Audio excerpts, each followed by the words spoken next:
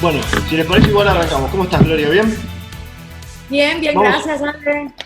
vamos a empezar conversando un poquito sobre este título que ya es recurrente, pero no deja de perder vigencia, que es cómo abordar la pandemia, una pandemia que, como venimos diciendo hace mucho, no se está yendo, es algo que llegó para quedarse, que va a durar mucho tiempo, desde una óptica liberal, desde una óptica amigable con las ideas de la libertad. ¿Cómo estás viendo vos este transitar de la pandemia en el mundo, en algunos países en particular, en América Latina?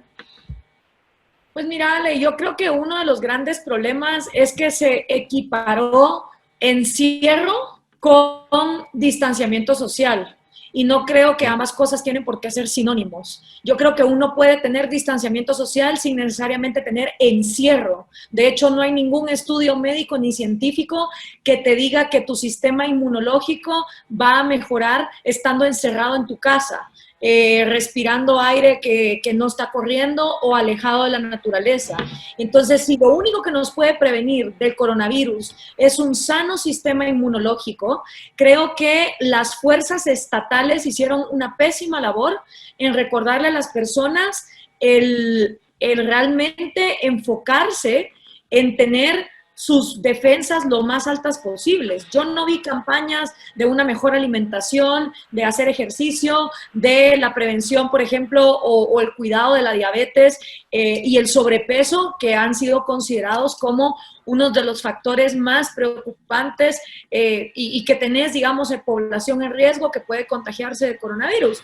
Entonces, no tenés un approach que vaya a el fortalecimiento del sistema inmunológico, equiparás encierro con distanciamiento social y eso, por supuesto, viene a afectar la economía de una manera preocupante y que no va a tener remedio. Y al no tener economía y al haber personas que viven al día a día, deja de ser una preocupación el coronavirus y empieza a ser una preocupación la supervivencia de las personas y de las familias. Entonces, ha habido países como México donde sí, ahorita estamos en el pico más alto, pero donde la economía no ha parado de funcionar, sobre todo la economía informal. En Guatemala, donde en cambio, por ejemplo, hubo toque de queda, estado de sitio, la gente que vive del día a día violó muchas de estas medidas para seguir operando. En buenos casos hubo gente que tomó sus propias medidas de estarse lavando las manos, de mantener el distanciamiento social, pero manteniendo la economía activa. Y creo que después de casi 5 meses que hemos estado en cuarentena mundial, nos hemos dado cuenta que el encierro no ha servido de absolutamente nada. Y ahora se empieza a ver un approach más a que el mercado, a través de la industria de la belleza, de la salud, de la medicina, de los restaurantes, están empezando a hablar del fortalecimiento del sistema inmunológico como la única alternativa real que tenemos los seres humanos para prevenir el coronavirus. Eh, Quiero empezar por este tema, que está muy bien lo que estás diciendo, de ver al sistema inmunológico o a la salud como un concepto integral. A mí siempre me pareció muy llamativo que a la hora de abordar esto, no sea desde un punto de vista científico, sino de un punto de vista epidemiológico casi exclusivamente. Es decir, los cardiólogos tenían mucho para decir al respecto de encerrarnos a todos y no estaban en la mesa de decisiones. Los pediatras tenían mucho para decir, los especialistas en adicciones. Es como que todas las variables de salud se mataron y dijeron, bueno, no importa, lo único que importa es que no se muera gente por coronavirus. No importa qué costo médico.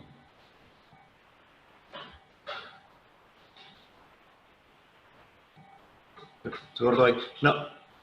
No sé si estás de acuerdo con esto. Es como que un fenómeno complejo desde lo médico, desde lo científico, se redujo hasta entrar solamente en una variable de epidemiología. Lo único que importa son los muertos por coronavirus. Y lo que estamos viendo, lo que muestra la evidencia, es que se han agravado cuadros de gente con cardiopatías que por no haber sido atendidas terminan con infartos o con ACVs. La situación de los niños que al no poder salir, no poder sociabilizar, se está complicando. La situación de gente que tiene adicciones, violencia familiar. O sea, un montón de cosas vinculadas para la salud que parece como que no le importan a nadie. Totalmente de acuerdo contigo, Ale. De hecho, pareciera que las muertes por coronavirus toman una relevancia mayor que si hay violencia doméstica, que si hay asesinatos, que si te mueres de cualquier otra enfermedad.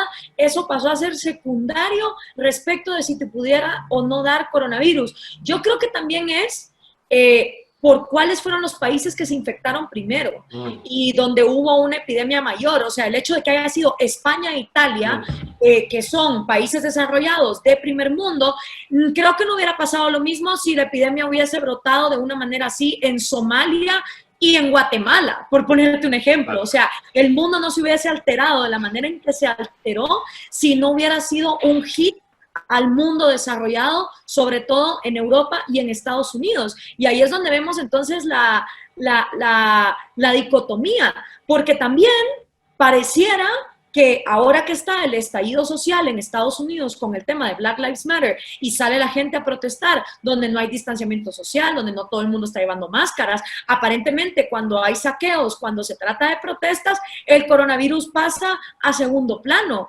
Entonces, ¿cómo así? ¿Cuál es el mensaje que se está mandando en el mundo? Yo misma lo estoy viendo a niveles comparativos entre Guatemala y México.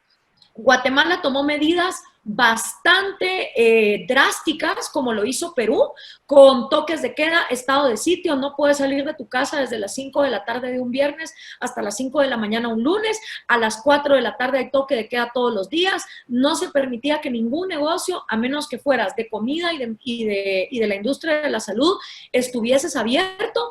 Y de todas maneras, los casos han sido de 16,000 contagiados en Guatemala, con una población de 16 millones de habitantes. Y tenés a México, donde hay más de 200 millones de personas, con 175,000 casos, de acuerdo a los datos oficiales, porque además tampoco es de que uno pueda confiar en los datos oficiales. Pero si ves en comparativo las medidas que se tomaron del encierro versus solo distanciamiento social, pareciera que el encierro no sirvió de absolutamente nada. No existe ninguna evidencia que por estar encerrado el coronavirus se pudo prevenir. El distanciamiento social, sí, el tomar medidas higiénicas. Yo que estuve en Australia cuando empezó en marzo el tema de la cuarentena, pude ver que en Australia se fueron tomando medidas de poner en el transporte público, en los centros comerciales, carteles que fuesen informando de cuáles eran las medidas que tenías que tomar, pero no se paralizó la economía. Por lo menos hasta cuando yo estuve ahí. Ya después sí se fue cerrando cada vez más.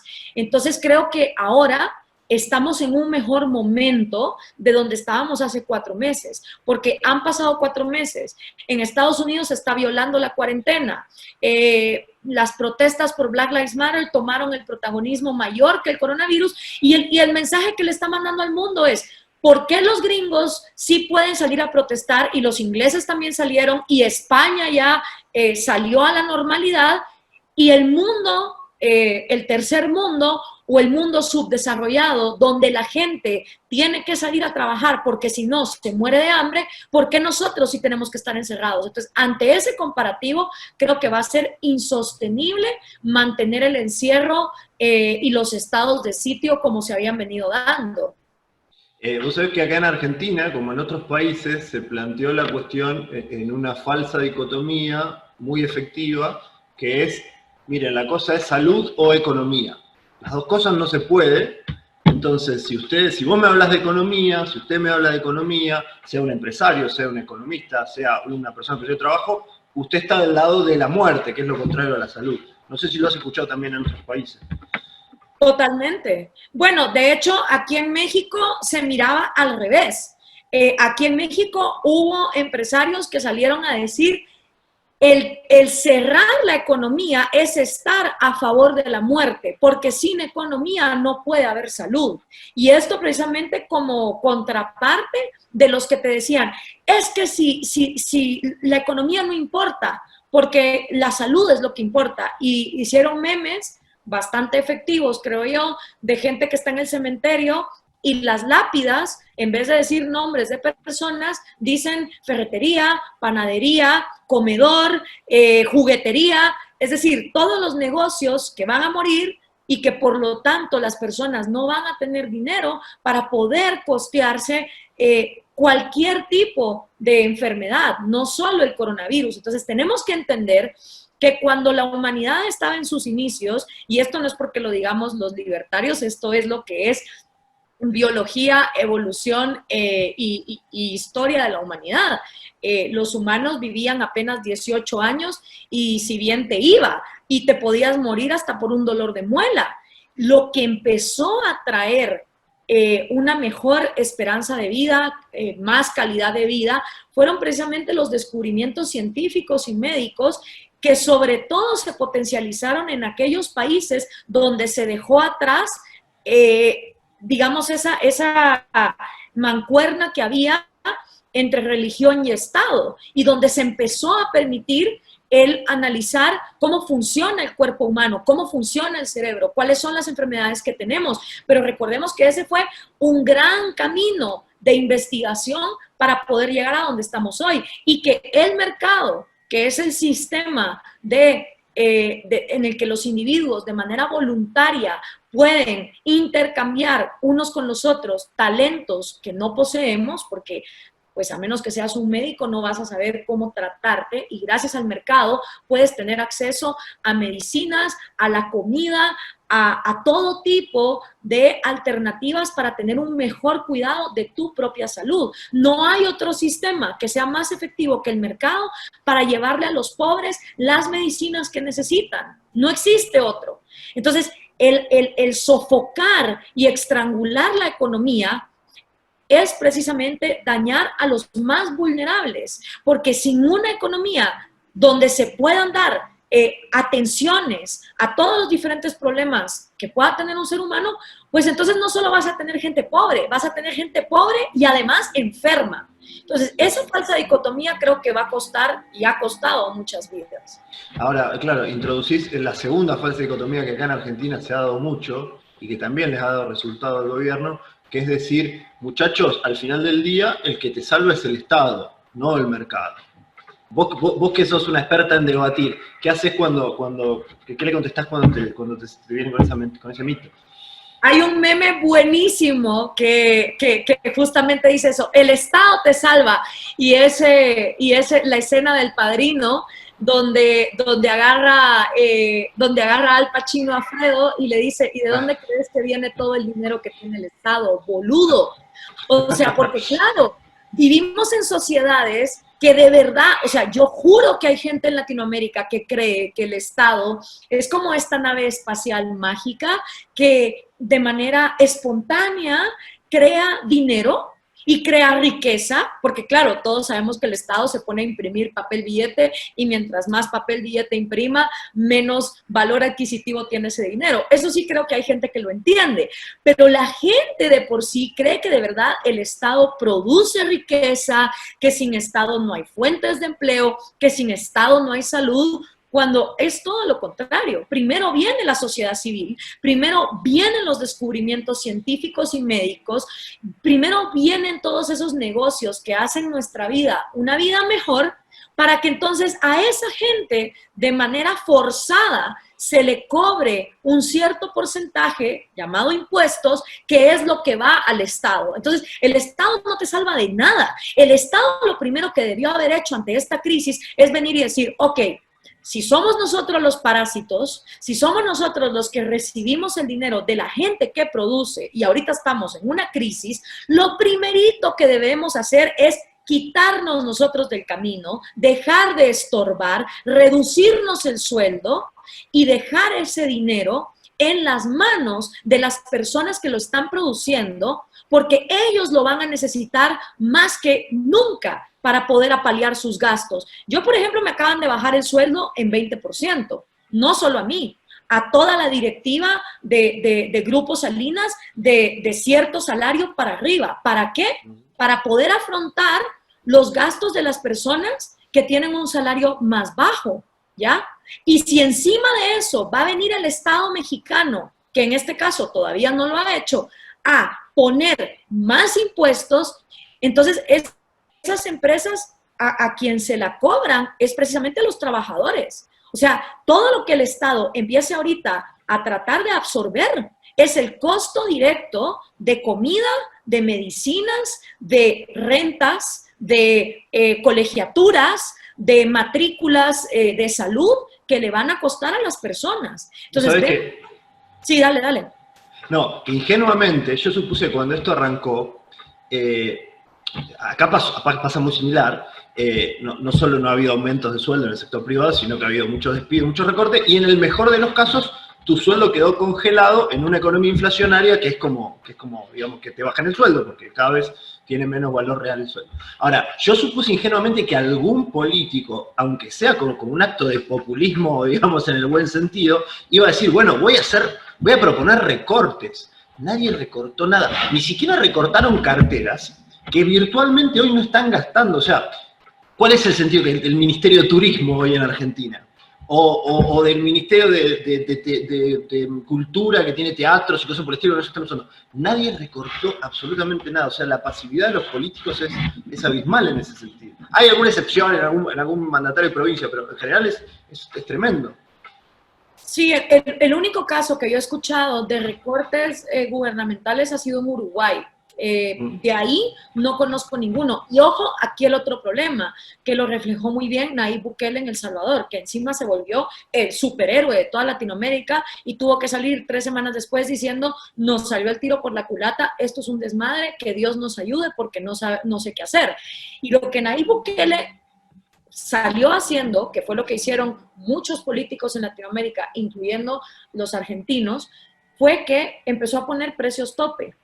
Y le puso precios tope a los servicios básicos de agua, electricidad, internet, y también dijo que las rentas quedaban congeladas, es decir, que nadie podía renegociar. Entonces, cuando tú pones esos precios tope, no solo vas a crear escasez, porque obviamente eso va a ser lo primero que pasa. Y nuevamente, los pobres son los que más afectados se van a ver. En la medida en que un mandatario estatal impone una sola regla flat para todos, one size fits all, impide que cada persona de manera individual, en el orden espontáneo, se pueda sentar a renegociar sus propios gastos. Y eso es un grave error, porque si cada persona pudiese sentarse a renegociar con el colegio de sus hijos, con su casero, con su seguro de vida, con su seguro de salud, es decir, estamos en una pandemia, estamos en época de crisis, yo me voy a bajar un poco los gastos, porque está claro que mientras estamos encerrados en casa, pues tampoco estamos gastando en, por ejemplo, entretenimiento. Nadie está gastando en turismo, como tú bien decís. Nadie está gastando en ir al teatro, en ir al cine, en ir a conciertos. Entonces, todo ese dinero inmediatamente tiene que ir a cuestiones más básicas, ¿no? Como la fábula de la cigarra y la hormiga. Cuando llega el invierno, pues la hormiga tiene que agarrar todo lo que estuvo ahorrando durante el año y utilizarlo.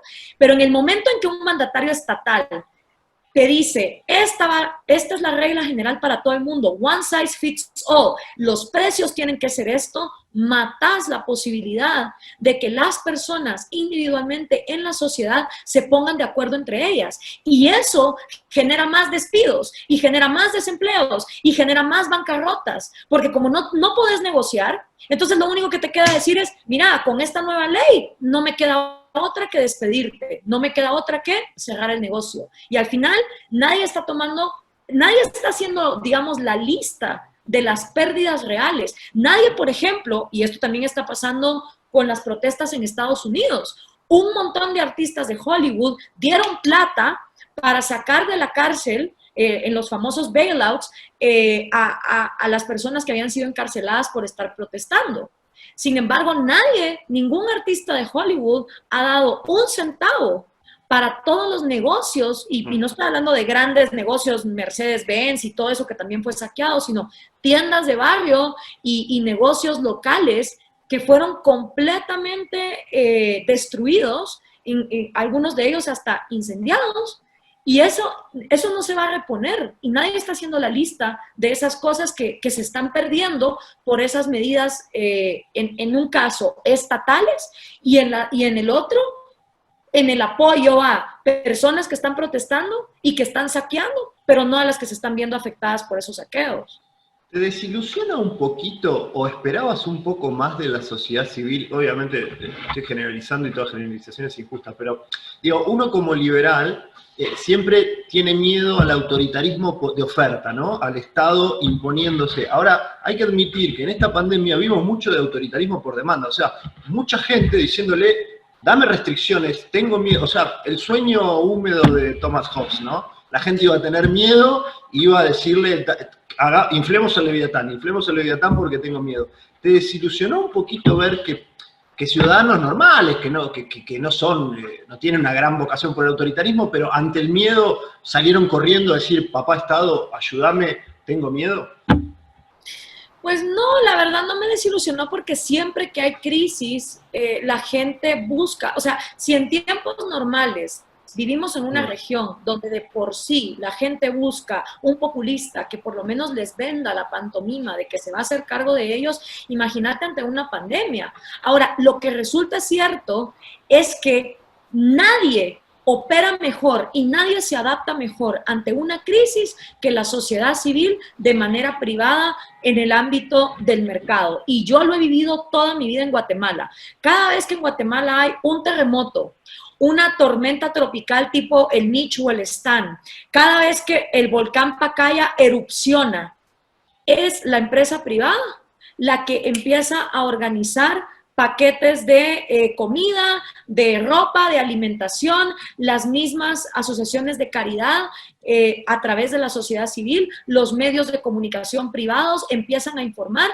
Y el gobierno, el único medio que yo he visto que tiene para hacerlo funcionar de una manera efectiva e inmediata es el ejército. Y sí, el ejército va, rescata gente de los escombros, de las inundaciones y tal. Pero los primeros en dar una respuesta ante una desgracia siempre es la sociedad civil organizada. Y de hecho, en Latinoamérica empezó a pasar eso. O sea, Ron Bacardí, por ejemplo, se adaptó para empezar a hacer alcohol en gel. Mientras había mandatarios latinoamericanos asfixiando la economía. Entonces, tuvimos las dos cosas. Y creo que también el hecho de que todo el mundo estuvo encerrado, de que no podían viajar, de que no podían salir, de que en muchos lugares vivieron lo que es estar en un estado de sitio, también les dio la lección de lo que durante años han vivido los cubanos, han vivido los venezolanos, los nicaragüenses, los bolivianos. Entonces, tuvieron una probadita de lo que es realmente estar en socialismo del siglo XXI, digámoslo así, forci voluntariamente.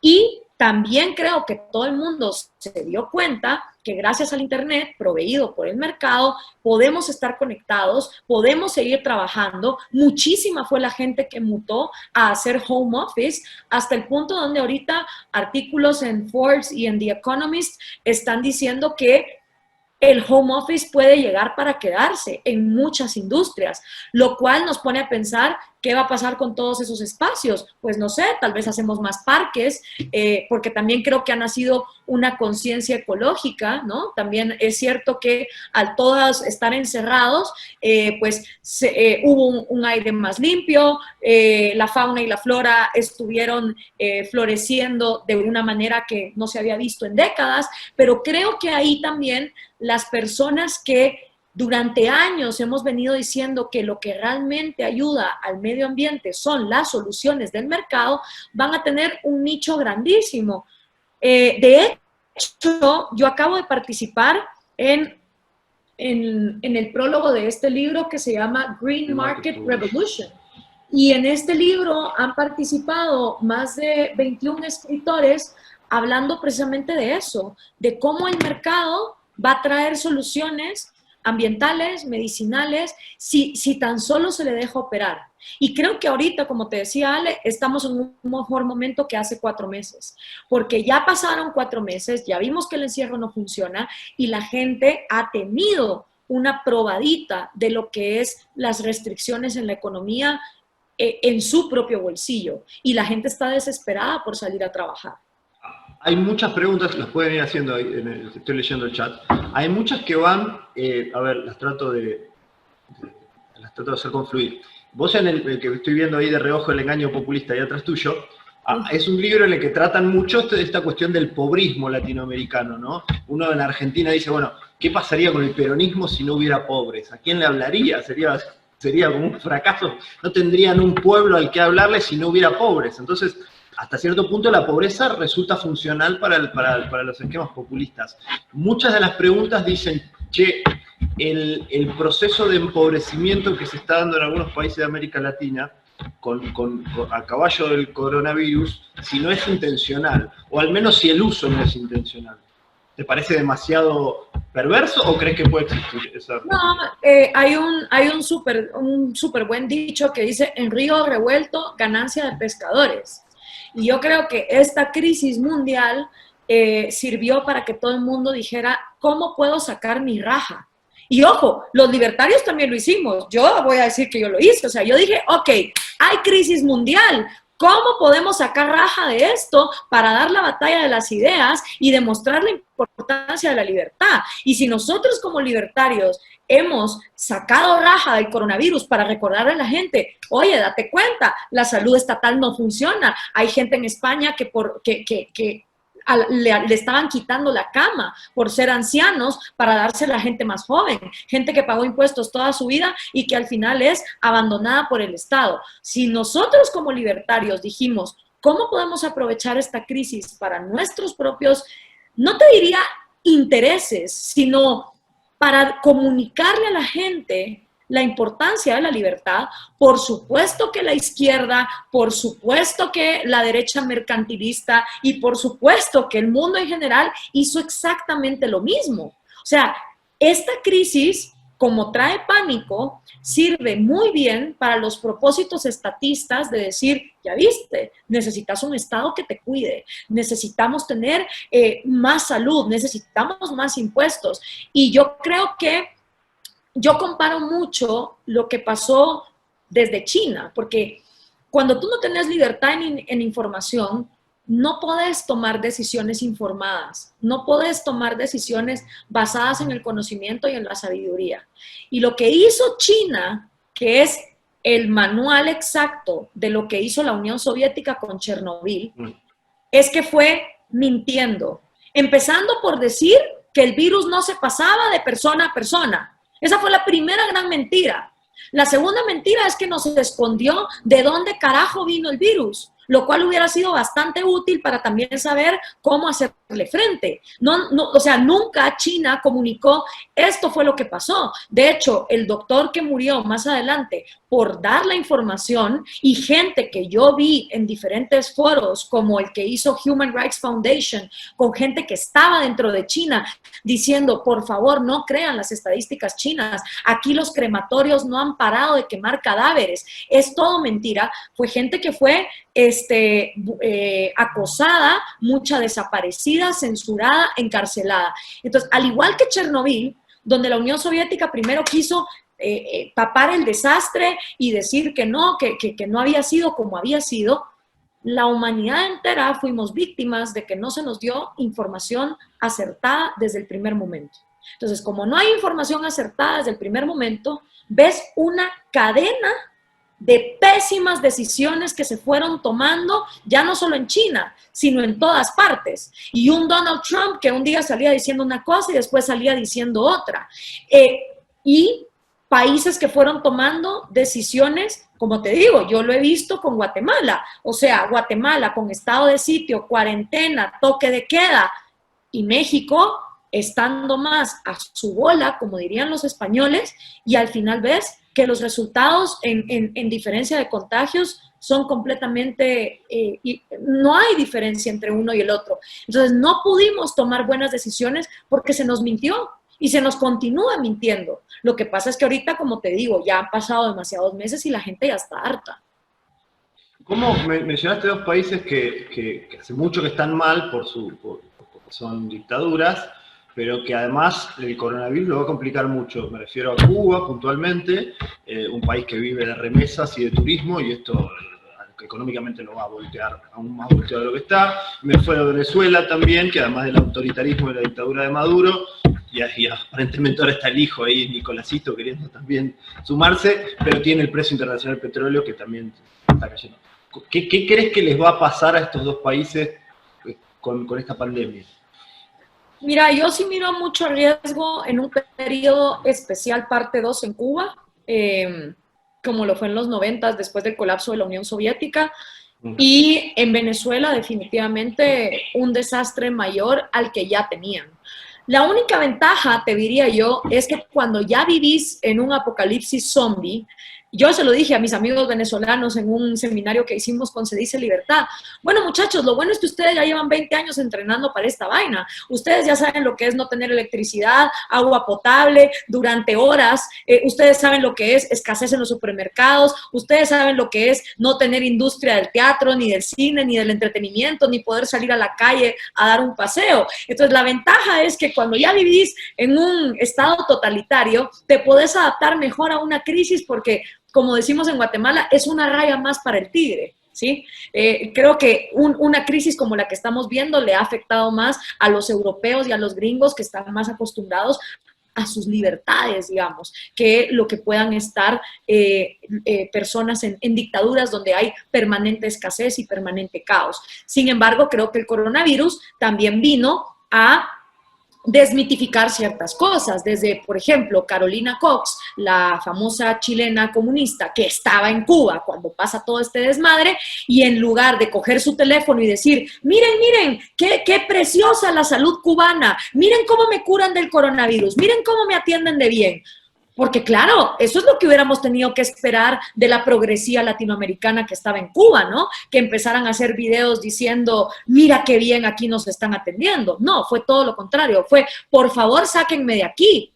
Y resulta que el paraíso cubano era peor que estar en el infierno chileno de Piñera, infierno que ella quería contribuir a completamente aniquilar. Entonces, creo que eso es bastante positivo. También que los médicos cubanos fueron enviados a diferentes partes del mundo y después fue como, no, por favor, ¿saben qué? Regrésenlos, porque los tipos no saben hacer absolutamente nada. Entonces, creo que se desmitificó también mucho ese tema. Ahora, para mí, ya antes de la crisis, Venezuela estaba condenada al destino que tuvo Cuba y a pasar 60 años en ese impasse donde no hay progreso. Yo durante años lo he dicho, no veo que Venezuela tenga líderes, excepto de María Corina Machado, pero aparte de eso no veo una sociedad civil convencida de que el socialismo es el problema.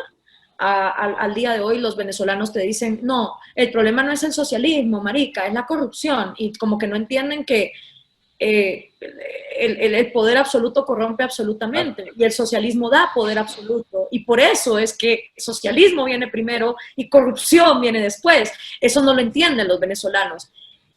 Quisiera yo pensar que ante esta crisis pudiese acelerarse el proceso de un quiebre en una dictadura como la venezolana. Quisiera yo pensar, porque Chernobyl lo fue para la Unión Soviética. Gorbachov lo reconoció incluso.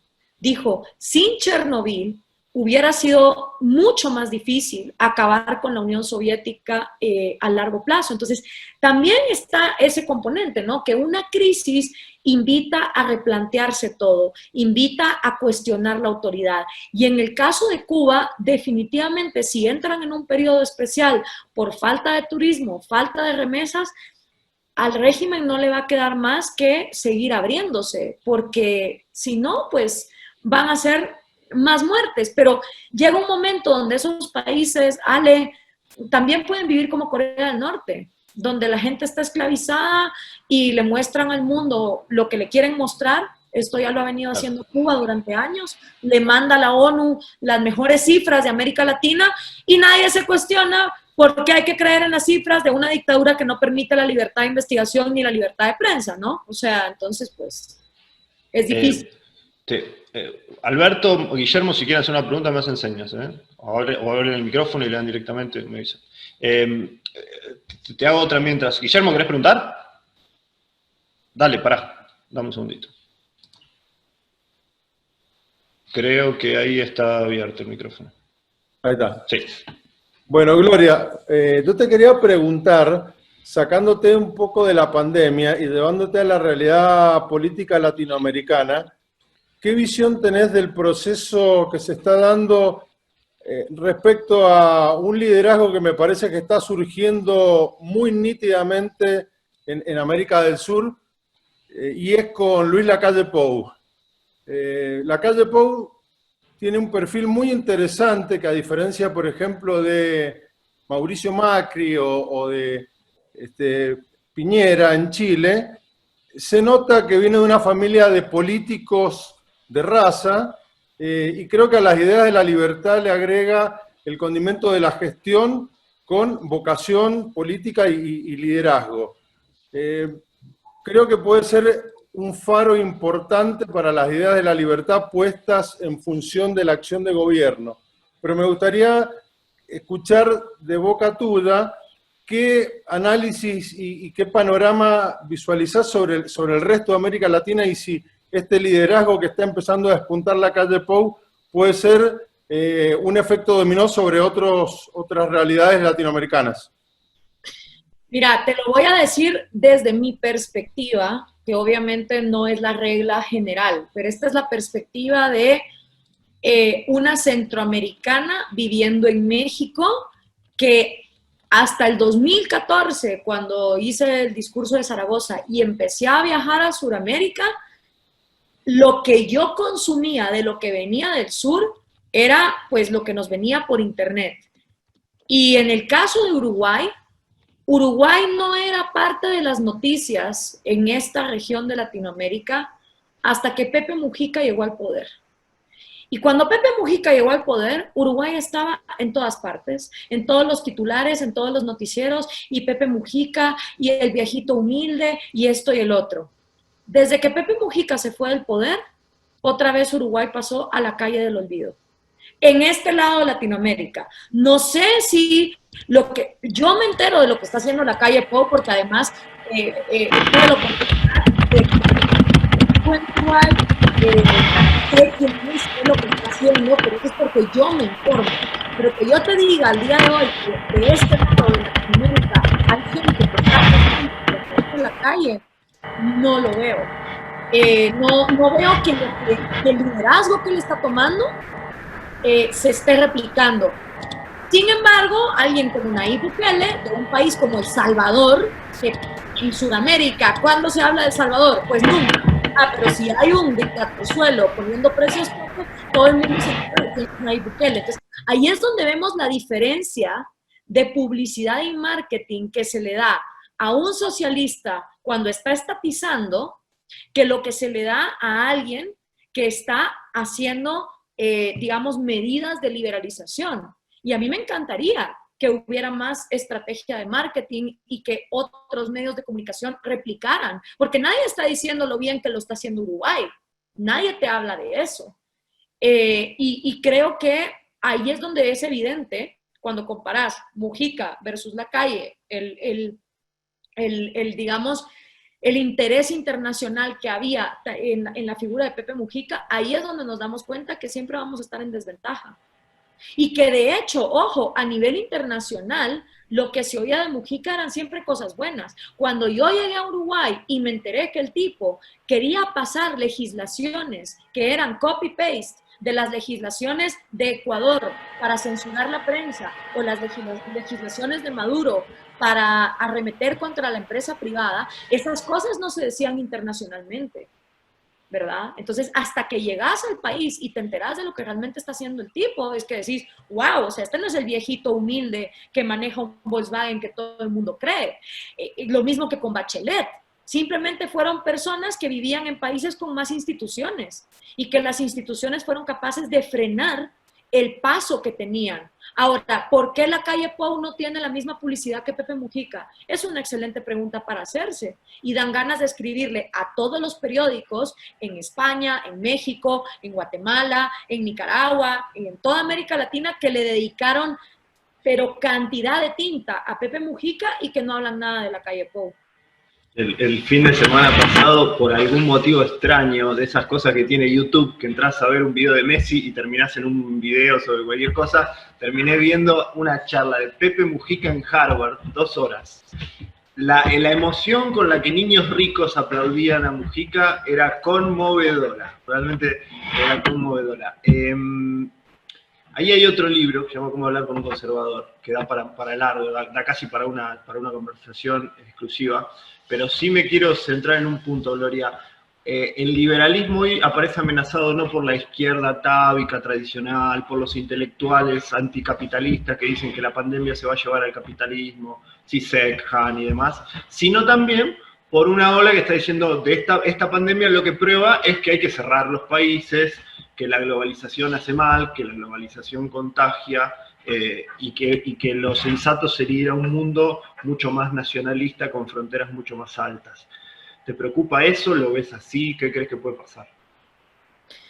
Sí, a mí me han insultado de globalista y yo así como, ¿de en qué momento globalista se volvió un insulto cuando somos nosotros que queremos un mercado global y libre? Es como, no pueden usar otra palabra, no sé, o sea, porque ahora resulta que globalización, el que todos seamos uno en un solo mercado libre, parece que está mal. Pero yo creo que es culpa nuestra, Ale. Yo creo que la derecha estaba muy contentita con los libertarios cuando estábamos callados. No te diría callados, sino cuando esta generación de Antonelas Martís, de Marías Blancos, de Alejandros Bongiovannis, de gente como yo, empezamos a hablar de libertades individuales. O sea, la derecha estaba muy contenta con los liberales siempre y cuando no tocaran estos temas. Y creo que es esta generación, somos nosotros los culpables de haberlos enojado. Ahora, yo acabo de tener, por ejemplo, un intercambio con Alberto Venegas Lynch y con María Martí, y Alberto dijo, decir que Gloria es marxista cultural es como hablar de círculos que son cuadrados, lo cual para mí fue genial, porque si Alberto Venegas Lynch finalmente te dice que vos no sos marxista cultural, pues imagínate toda la gente que lo admira a él. Y el problema está en esto. O sea, hay una enciclopedia que hace años se escribió y que lejos de ser dogmática, es muy clara en que los libertarios podemos tener diferentes posturas ante ciertos temas y no por eso tenemos el espíritu de ser más o menos libertarios que los demás. Estos son debates que ya están superados en el mundo anglosajón.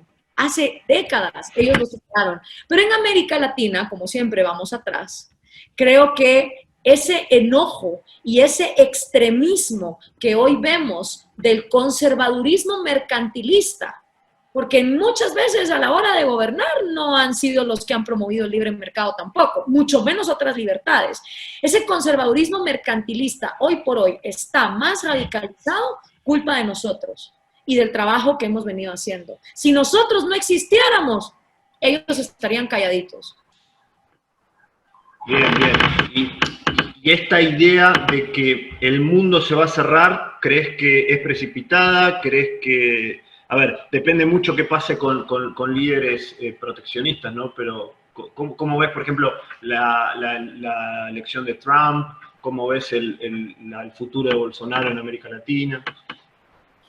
Mira, estuve escuchando un podcast de Sam Harris, que se los recomiendo un montón, y está hablando de esta polarización que hay en Estados Unidos.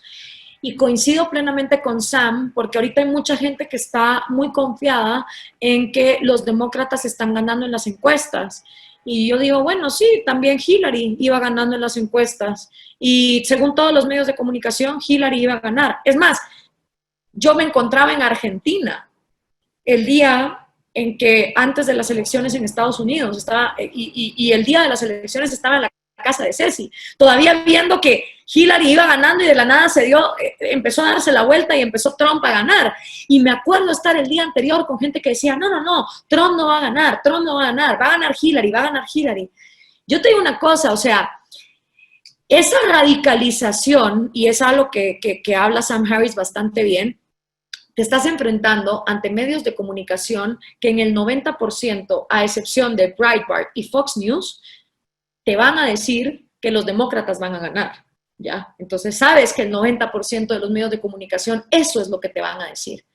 Pero lo que no te están contando, la parte de la película que no te están contando es la incidencia que van a tener estas protestas, estos saqueos y esta corrección política de la que también habla Axel Kaiser en su nuevo libro de la neoinquisición, eso lleva al extremismo del otro lado.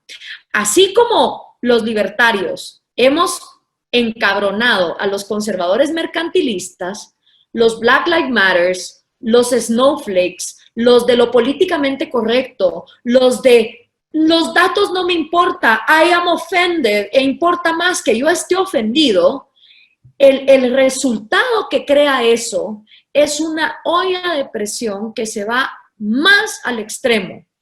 Y Sam Harris incluso hablaba de la posibilidad de un ataque terrorista doméstico. Es decir, que esto lleve a Estados Unidos a un momento donde a los locos de Black Lives Matter se les ocurra hacer un ataque terrorista interno. Y si eso pasa, va a ganar Trump.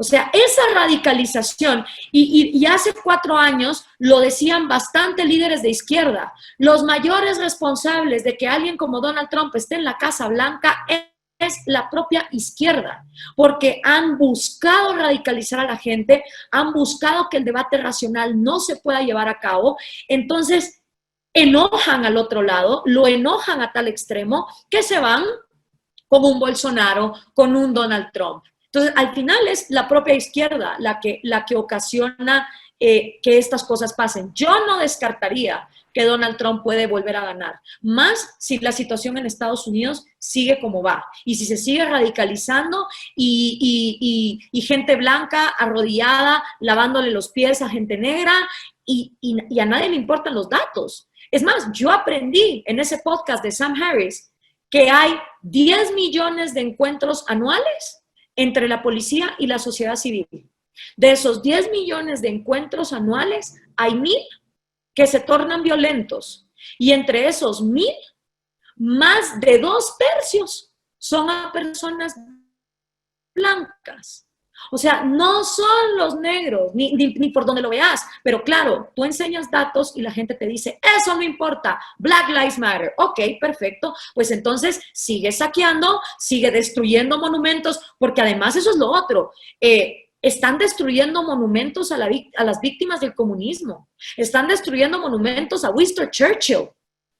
O sea, es gente que ni siquiera se ha sentado a estudiar historia. Y como yo dije, que los Black Lives Matter estén destruyendo monumentos al comunismo es como que si en 50 años, después de que se erigió una estatua a George Floyd y hubiese un asesinato a un japonés, y salieran los japoneses a decir Japanese Lives Matter, vinieran esos Japanese Lives Matter a cargarse la estatua de George Floyd.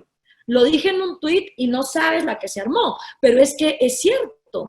O sea, es gente que está pisoteando la historia y que encima están yendo en contra de las personas que lucharon por los propios ideales de ellos. También lo he dicho, si Martin Luther King entrase hoy a una sesión de los Black Lives Matter, lo sacan, lo censuran, le dicen que es un negro que se ha prostituido ante los blancos. Es un tibio, sí, totalmente. Claro, eso es lo que está pasando. O sea, Morgan Freeman diciendo, si no queremos racismo, dejemos de hablar de razas, hablemos de seres humanos. Ah, no, ese es un negro que ya se vendió a los blancos. Candace Owens, otra negra que ya se vendió a los blancos. O sea, si tú eres un negro con un discurso sensato, como Walter Williams o Thomas Sowell, o incluso Neil deGrasse Tyson, ah, no, entonces, you are not the right kind of black.